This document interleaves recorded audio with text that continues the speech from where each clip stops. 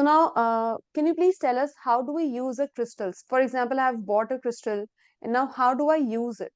So whenever you buy a crystal, there is a certain way of using a crystal. You need to cleanse it, you need to charge it, you need to program it. And all the crystals have a different way of using it.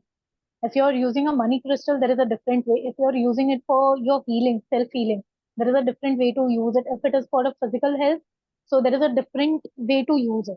But the basic thing is cleansing, charging, and programming.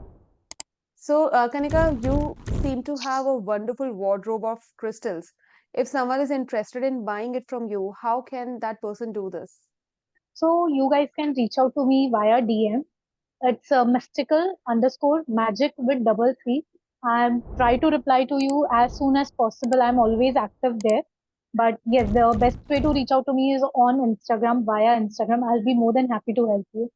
And for our viewers, she really does have a lot and lot of crystals with her. And I would recommend you buying at least a crystal and see the effects that the crystal is going to bring in your life.